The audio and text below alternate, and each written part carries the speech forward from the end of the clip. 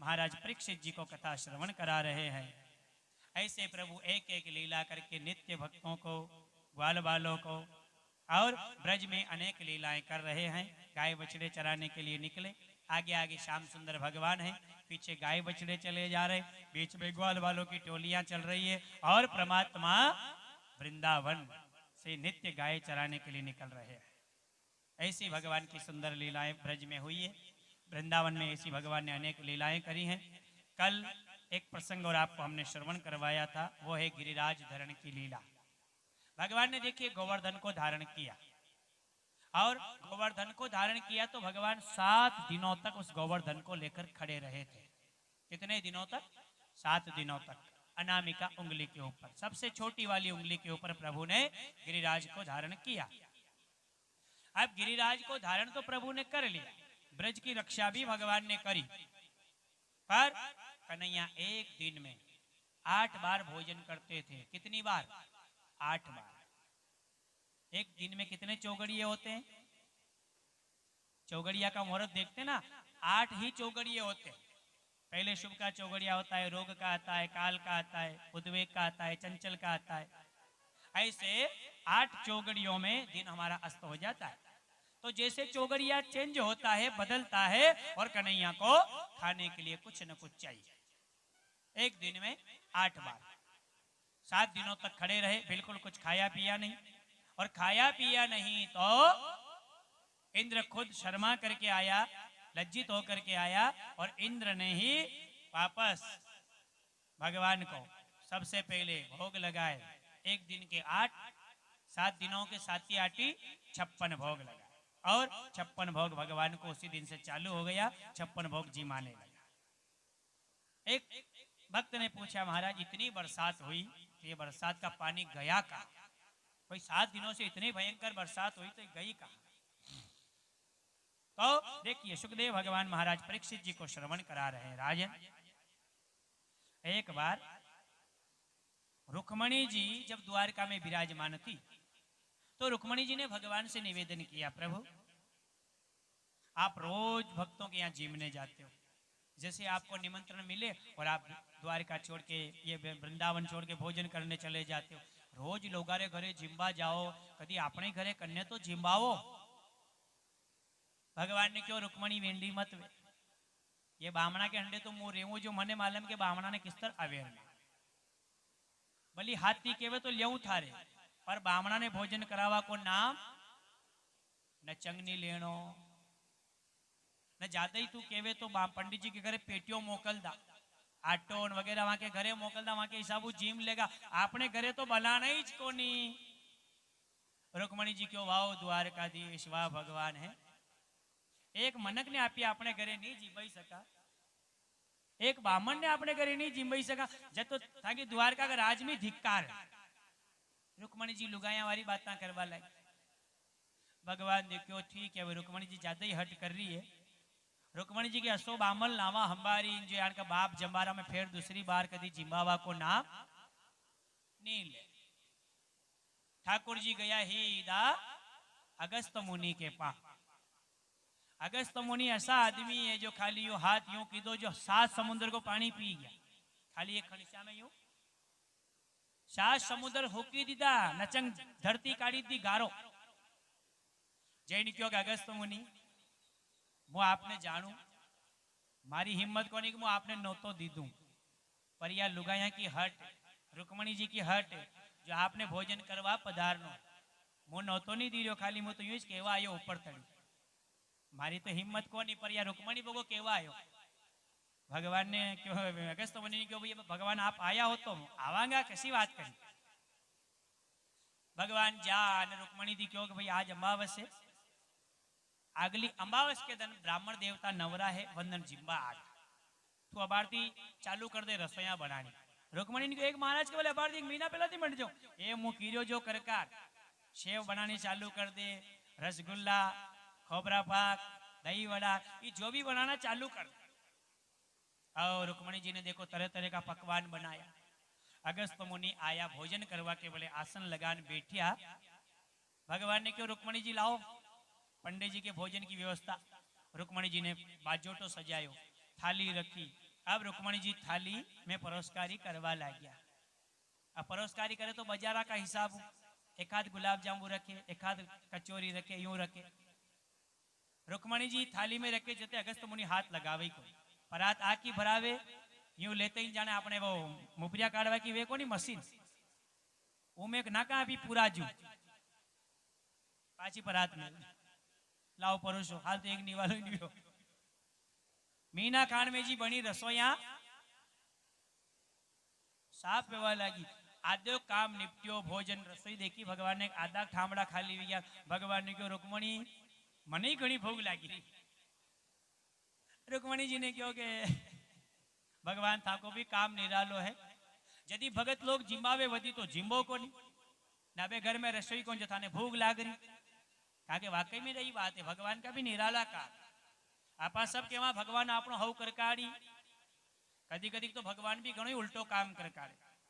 सेठ रे सावरिया थारा घर को उल्टो धारो। भगवान का घर में भी उल्टो धारो देखियो होगा आपने कभी? कई कई उल्टा धारा भगवान के देखिया। अरे पुत्र तो गरीबा ने देवे सेठा के घरे तारो। छोरा छाबरा भगवान ने करने दीदा गरीब लोगा ने जन के रेवा को मकानी को सरपंच साहब के धोख दीदो यार मारे घर तो दीदो, एक प्लाट तो दीदो पंचायत में। रोज मकान मांगतो फरियो पर जन के रेवा को मकान कोनी। भगवान ने उनके घरे 4-5 एक छोरा छाबरा पैदा कर दिया। पैसा वारो रोज बोलमा करियो रे भगवान हे बदेशर भेरू कानियो छोरो ही दी दे पर देखवा नहीं छोरो को। पुत्र गरीबा ने दीदा सेठा के घरे तारो। पूजी मन पूजी ने दीदी पैसो कशा लोगा ने दीदो कंजूस लोगा ने जो कदी खर्चो नहीं करे, कदी बेन बेटी ने 10 रुपया हाथ में नहीं दे। आपने भी खेड़ा देवत पूजे ने बाकी 5 रुपया की टाकण वन में पसावाता बता पर मारो बेटो देवे को कंजूस लोगा ने पैसो दियो भगवान। और कंजूस अतरा कत्ता होनवा आवे तो बनियान फेरी ना आवे काई खलियो ही कौन तो पैसा भेंट करने नहीं पाए। फेरी विचार करियो रे आरती की तो महिमा यार 1 रुपया तो लेता सारा। 1 रुपयो लायो हथेरी में लीन बैठो बनियान फेरी ना आयो। उदारा को टेम हथेरी में पसीनो वीगो जो कलदार आलो वीगो पसीना पुजारी बा गया आरती लीन कार हुई कार तो अश्यो एक तार दलडा दलडा आशु पड़ रिया यो महाराज के घरे जावे सोरी जोवे मती रोयू नी नाकू थने वहां मोटी बंद कर तू हाथ में प्रसाद दिन परोयो।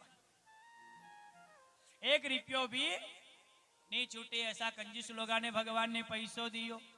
और भगत फिरे दुखी यारो जाकी भावना दीदी वाने भगवान ने पैसो नहीं दी। खाड़ा खोचरारो पानी मीठो करे समुद्र की नो खारो। सेठ सावरिया थारा घर को उल्टो धारो। खाड़ा खोचरा में देखो पानी चावे जेटे पीला जीव मान जा। मीठो पानी समुद्र कदी यात्रा गया होगा द्वारका में मुंडा में पड़ी जा छाटो तो कल्लो करवा को पानी नहीं मिले पास अतरो खारो शू पानी। सेठ सावरिया थारा घर को देखियो उल्टो धारो। गरीब आके तो बारका का आनंद वीर्या कनीरे बनियान कोनी कनीरे सड्डी कोनी कनीरे सपना पेरवारी कोनी सोटका वाला के तो हाल तक कटिंग कराई कोनी जाने जोगनिया माता की बोल में ही राख मन काके रुपया वे 25 सदी कटिंग वे आजकल तो और महंगो भी 50 रुपया 60 रुपया कर दीदा कटिंग कई। पैसा वाला के देखवा नहीं चोरो को शेठबा ने क्यों भगवान मारी चोरो वेणो चावे नहीं तारे हामे मरी जाऊं तारे मंदिरे मरी जाऊं। भगवान ने क्यों अपने मंदिरे मनक मरवा लग तो मंदिरे कौन आ गया। भगवान ने जान क्यों शेठबा मरो मती कदी बालक कण के गांव में वत्तो वेगा तो लाइन दी दूंगा। भगवान ने देखो भाई गांव में चाला बारक वत्तो वे तो हमारा अब बारक वत्तो वे तो कई मालूम पड़े। मां जावा अंदाज काल ना मां जवान लुगाया धारी से बारक धुमाल करने पचे के कारे रावण हरिका तने मशाणा में दू तभी देखिला के बारह कटे वत्तो है क्या कि भाई मशाणा मिल रही तो कई तकलीफ ही को नहीं बाकी कोई मशाणा मिला या मनका ने कह दो तो बार दरब लागे मशाणा को नाम लो जो है।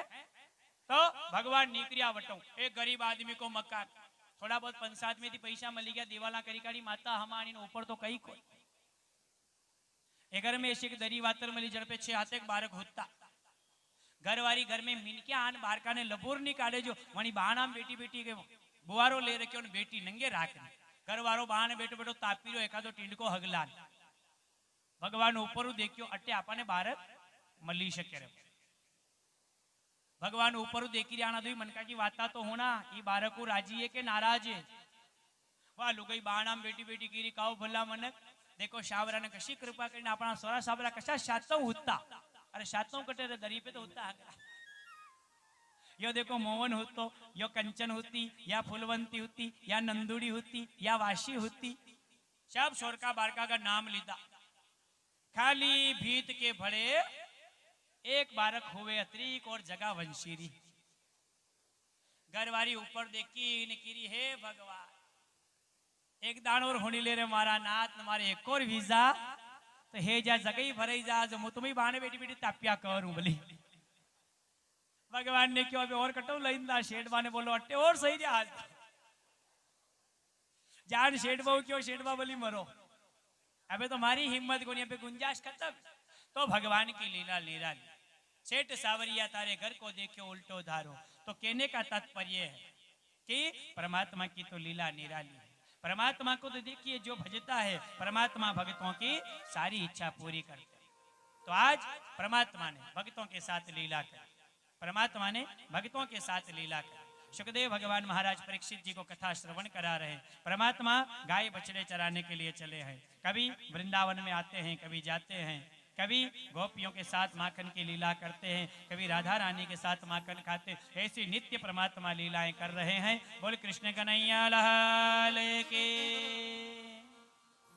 धीरे धीरे परमात्मा अब बड़े होने लगे हैं अब श्याम सुंदर भगवान कितने हो गए लगभग 11 वर्ष कितने 11 वर्ष तो कथा कहाँ चल रही है भगवान ने रुक्मणी जी ने बुलाया ठाकुर जी ने अगस्त मुनि को भोजन करने के लिए कहा बुलाया था भोजन करने के लिए तो रुक्मणी मैया जैसे ही जिमा रही थी भगवान ने कहा रुक्मणी मुझे भी भूख लग रही है भगवान ने ये बात कही तो रुक्मणी ने कहा प्रभु आपको भी आज ही भूख लगना थी घर में तो वैसे ही राशन पानी और कम होता जा रहा है भगवान ने कहा मुझे जिमाओ तो सही अब परमात्मा उसी समय अगस्त मुनि के पास में जीमने के लिए बैठे एक बार की थाली सजा करके रुक्मणी मैया लाई उसमें ठाकुर जी ने तुलसी का पत्र देखा तुलसी का पत्र मुख में रख करके भगवान ने कहा नारायणम तुभ्यमस्तु यानी मैं तो जीम लिया और भगवान जीम लिए तो मानो पूरा ब्रह्मांड जीम लिया और भगवान जल्दी से जल पी करके उठ गए अगस्त मुनि तो बैठे हैं अभी अगस्त मुनि ने क्यों भगवान आपने द्वारिका तो वंचाई ली थी पूरा ब्रह्मांड ने तृप्त करी दी दो पर जनी काम के बल्ले आप ही आया वो काम तो पूरा हुई को नहीं भाई रुक्मणी जी ने जो आपने जिम्बा बुलाया वो काम तो आपने पूरा हुई को नहीं ठाकुर जी ने मालूम है कि मने मालूम है मारी द्वारका की कई दशा व्यवहारी आणि रे वास्ते भगवान जल्दी उठ गया और देखो अपने हिसाबू देखो कोई आदमी पहले ही जीम रियो ओके बड़े जान आपा बैठ जावा आपा जीमीन झट उबा वी जावा तो पचे वो जीमे होने शर्म आवे नहीं आवे कि अबे तो आप ही उठा यार बाद में आई जाई पंगत उठ गई उठा पड़ा तो अगस्त मुनि ने क्यों मुझे उठू परो जदी नहीं भगवान आप तो बैठा और वही समय रुक्मणी जी सब कुछ जो लेकर के आई भोजन महाराज अगस्त मुनि पान कर रुक्मणी मैया ने आन क्यों प्रभु सब समाप्त हो गयो भगवान ने क्यों मैंने पहले ही क्यों तो बामणा के चारे मती लाख अबे पूछना महाराज थी थपी गया कि हाल भूख का है रुक्मणी जी ने क्यों मारी तो हिम्मत नहीं मेरी जैन पूछू भगवान ने जान दुई जना ने दोग लगायो भगवान वनी समय अगस्त मुनि समझ गया भावना कि रुक्मणी का अभिमान भगवान ने गर्व समाप्त करवा दिया है अब वनी समय अगस्त मुनि ने क्यों प्रभु भोजन तो जैसे तैसे कर लियो अब थोड़ो जुल को कुल्लो तो कर ला आचमन तो कर ला भगवान ने क्यों आपने जानू मारी कंडीशन को नहीं यहाँ पानी पिलावा आप अबार तो पधारो झूठा मुंडई निकरो कदी मौको पड़ेगा मुँह लायक विजूंगा आपने पानी पिलावा के लायक मुँह बुलाऊंगा वनी दिन चलिया और आज भगवान ने वो लीला करी गिरिराज को धारण किया 7 दिनों तक मूसलाधार 7 मेघ एक साथ बरसे भयंकर गर्जना के साथ बरसात जब होती है परमात्मा ने अगस्त मुनि को बुलाया परमात्मा ने हल्का सा पहाड़ एक साइड झुका दिया उस साइड अगस्त मुनि अंजलि बनाकर सारा पानी अगस्त मुनि पी गए ब्रज में कहीं पर भी बरसात नहीं आई बोल वृंदावन बिहारी लाल की वो सारा पान किसने किया महाराज अगस्त मुनि। और वो तो अगस्त मुनि की कथा है, आजकल तो महिमा अलग हो गई। अभी आपने देखे होगा 2-1 साल पहला राजस्थान में एक बहुत बड़ी धूम मची हुई थी, बड़ा डीजे बज रहा था, लमसम का बरस बरस मारा इंद्र राजा थे वर्षा मारो। कई मालूम कनी टेम आपने गायो होगा जो मारो बरसी गयो बारियो है कजा की कन्ने कन्ने गवाड़ दी होगा मांडा में बार बरस बरस इंद्र राजा ये बरसी गयो मारो बेटो कटे हमला भाग गयो कटे है नुकसान कर गयो। इसीलिए कोई भी चीज समय देखते करो और थोड़ा सीमित, तो परमात्मा सबकी इच्छाएं पूर्ण करते हैं। बोल कृष्ण कन्हैया लाल की। जब कभी भी ऐसा अवसर लगे, सावन भादव में पानी की बरसात नहीं हो, आषाढ़ का महीने में अच्छी गर्मी लगे, फिर जब खेच पड़ जाए, कभी ऐसा मौका है तब भगवान से प्रार्थना करो। उस समय गाओ तो बहुत बढ़िया बात है, पर समय देख करके गाओ, हर कहीं ले मत मंडो। सुखदेव भगवान परीक्षित जी को कथा श्रवण करा रहे हैं। ऐसी अनेक भगवान ने बाल लीलाएं करी। अब प्रभु हो गई लगभग 11 साल के। यशोदा माँ को और नंद राय जी को वचन दे रखा था 11 साल तक आपके यहाँ रहूंगा और आपको छोड़ करके वापस चला जाऊंगा। आज 11 साल के हुए। नंद राय जी तो समझ गए थे कि लाला के जाने का समय है।